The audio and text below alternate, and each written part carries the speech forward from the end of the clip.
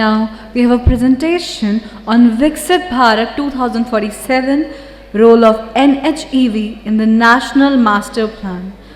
I would request Mr. Abhijit Sinha Sir, National Program Director, Ease of Doing Business and Project Director, NHEV, to please grace us with his insightful words. नमस्कार। विकसित भारत 2047 की संवाद की अग्रिम पंक्ति में हम सबके साथ आज मुझसे पहले जिन लोगों ने अपनी बात रखी,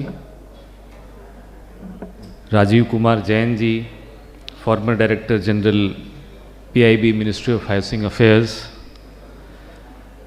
Anil Kumar Khandelwal ji, former member infrastructure railway board ministry of railway,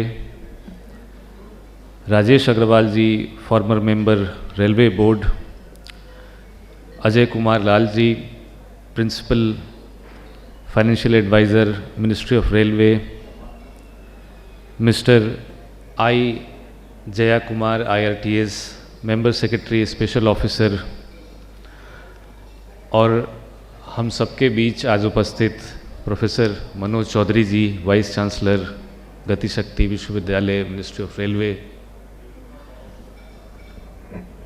मैं आप सबका और अर्बन इंफ्रा ग्रुप का, आयोजकों का अभिनंदन करता हूं कि इस संवाद को विकसित भारत 2047 का जो विज़न प्राइम मिनिस्टर ने 2022 में दिया और 2022 से 2047 तक के आखिरी 25 सालों में, अमृतकाल में, हम उन आकांक्षाओं और उन उम्मीदों को पूरा करने की जो कोशिश कर रहे हैं, उसके लिए आज आपको मिलना,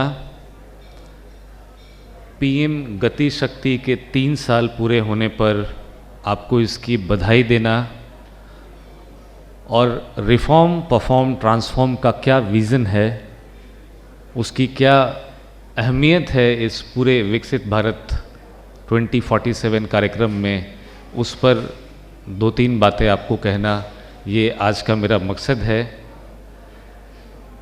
2014 से 2024 के बीच में भारत जिस मानसिक, आर्थिक, सामाजिक और सांस्कृतिक स्थिति से उभरा है और जिस दिशा की ओर जा रहा है, उस दिशा को, उस दशा को और उस मनोदशा को समझना आप सब के लिए जो कारगर रूप से इस स्वप्न में, इस मुहिम में हमारे साथ जुड़े हैं, बहुत ज़रूरी है। 2013 और 2014 जब पूरा विश्व कह रहा था कि आर्थिक स्थिति में भारत फ्रजाइल 5 इकोनॉमी बन गया है, और ख़ासकर मैं, अगर स्टूडेंट्स बहुत सारे हैं हमारे साथ यहाँ सुनने के लिए, तो उनकी भाषा में कहूँ तो ये कह रहा था कि तुमसे न हो पाएगा। और 2024 में वही दुनिया 2023 के G20 कार्यक्रम में मिलती है। दुनिया में विश्व की बड़ी ताकतवर शक्तियाँ मिलती हैं और बताती हैं कि अगर कोई देश उन्नति, प्रगति, सस्टेनेबिलिटी, सर्कुलरिटी को साथ लेकर आगे चल सकता है तो वो भारत ही होगा। 10 साल के इस चेंज में प्रधानमंत्री के रिफॉर्म, परफॉर्म, ट्रांसफॉर्म के एजेंडे पर काम करने का जो मौका, जो अपॉर्चुनिटी मुझे मिली, उसमें मैं आज डिजिटल इंडिया और फिज़िकल इंडिया, डिजिटल डेवलपमेंट और फिज़िकल डेवलपमेंट के बीच जो एक, आप सब उससे भली भांति परिचित हैं कि डिजिटल इंडिया में हमने जो चीज़ें UPI, NPI, DPI के अंदर की हैं, उसका लोहा आज पूरा देश, पूरा विश्व मान रहा है। लेकिन फिजिकल इंफ्रास्ट्रक्चर के मामले में जो काम हमने किए हैं, PM गति शक्ति रिलेटिवली डिजिटल इंडिया से थोड़ा यंग प्रोग्राम है, थोड़ा देर से शुरू हुआ प्रोग्राम है, उसको उस गति पर और उस प्रगति पर, उस मोमेंटम पर लाने के लिए क्या करने की ज़रूरत है, अगर मैं उतना भी आपको आज अपने संदेश में दे पाया तो इस फोरम पर अपने विचार रखने का मैं सफलतापूर्वक आनंद होगा कि आपसे बात करने का और इसमें कुछ ट्रांसक्रिप्ट देने का मौका मिला।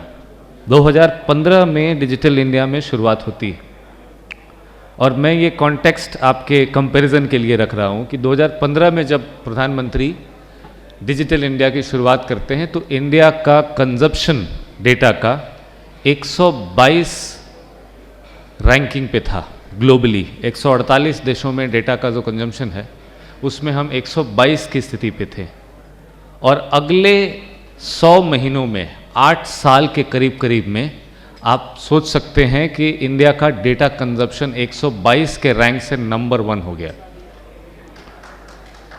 और ये नंबर 1 कंजम्पशन सिर्फ डेटा कंजम्पशन में नहीं था, चीपेस्ट डेटा में भी था।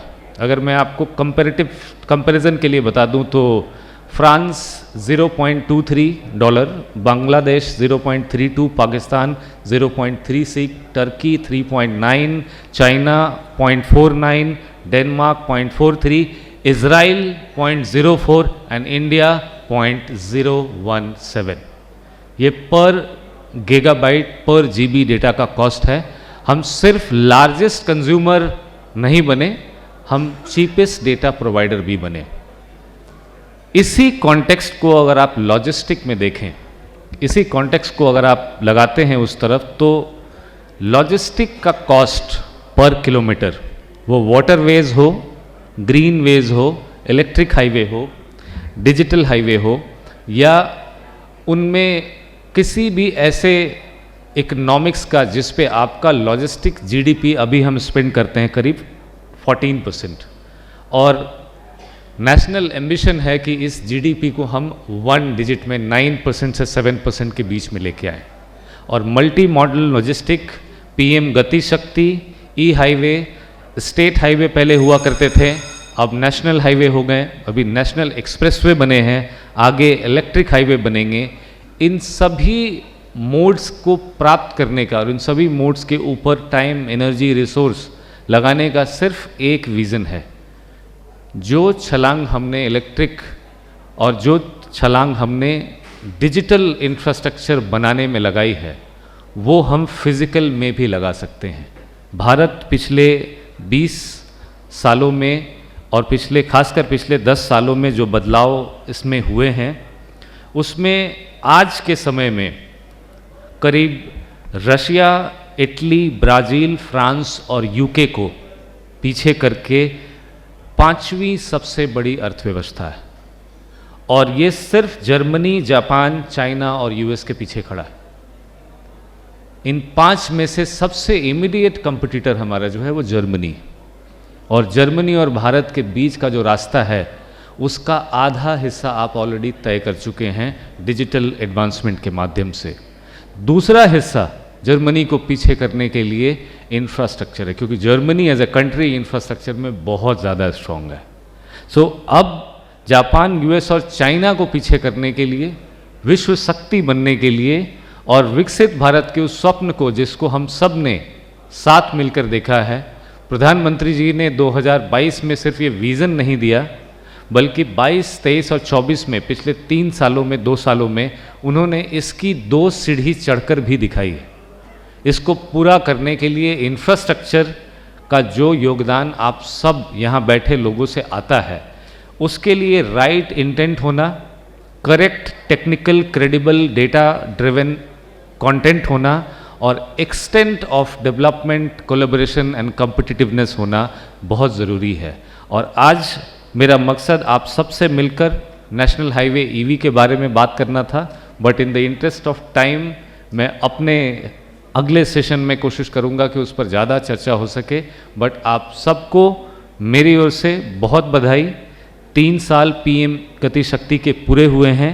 आगे आने वाले समय में जो लार्जेस्ट अर्बनाइजेशन भारत में हो रहा है, मैंने इसलिए लार्जेस्ट कहा क्योंकि 1 मिनट में 30 आदमी एक रूरल आउटफिट से उठकर एक अर्बन आउटफिट में सेटल करता है।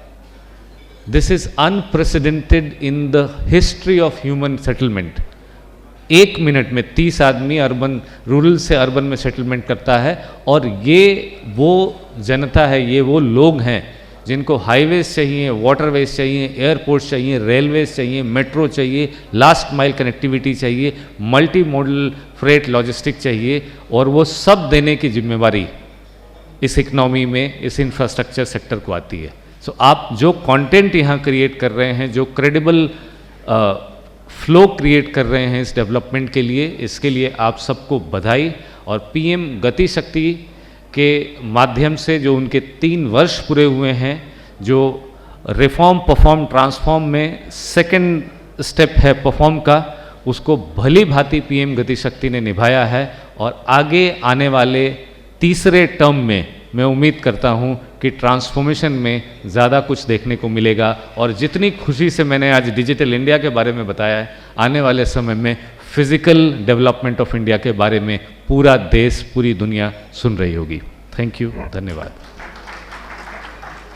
Thank you so much, sir, for such insightful words.